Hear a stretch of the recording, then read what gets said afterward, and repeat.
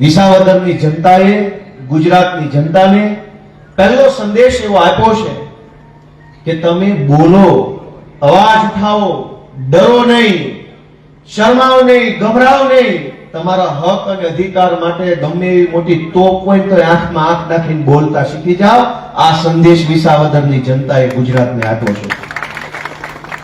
ગુજરાત આખાની અંદર ભાજપે ડરનું સામ્રાજ્ય ફેલાયું છે.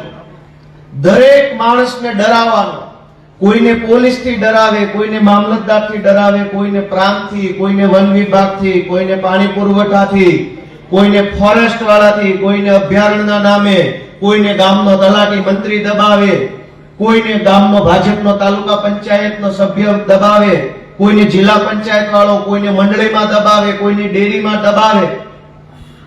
ગુંડાઓનું સામ્રાજ્ય આખા ગુજરાતને બનાવી દીધું છે ભાજપના લોકોએ. પણ વિસાવદરની જનતા એવું કીધું, ગુંડા હોય તો તમારા ઘરના આ બોર્ડરની અંદર આવો એટલે માપમાં આવી જવાનું.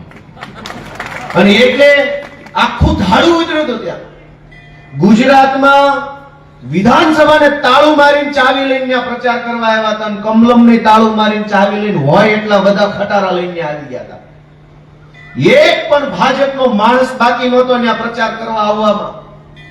ગામડે ગામડે કેબિનેટ મંત્રી, એક ગામમાં 3 ધારાસભ્યો, સાંસદ સભ્યો, જિલ્લા પંચાયતના સભ્યો, એપીએમસી ના ચેરમેનો, ડેરીના ચેરમેનો આખા ગુજરાતમાં હતા. એટલા બધા નાયા ધોયા વગરના વિસાવદરમાં આટા મારતા હતા.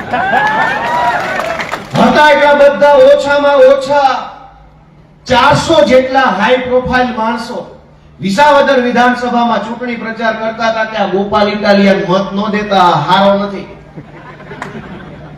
પણ જનતાએ મનમાં ખબર હતી કોણ હારું છે કોણ ખરાબ છે. તેવી તારીખે રૂબરૂ મળશું લિખિતમ તમારો બાપ ખેડૂત. મોઢે નો કીધું પણ મનમાં કીધું લિખિતમ તમારા આદરણીય પિતાશ્રી ઉર્ફે ખેડૂત ઉર્ફે ધરતીપુત્ર ઉર્ફે તમારું પેટ ભરનારો તમારો બાપ તમને 23 તારીખે જવાબ આપશે. અને આપ્યો જવાબ. 1.5 મહિનાથી કાન બેઠી કમલમમાં.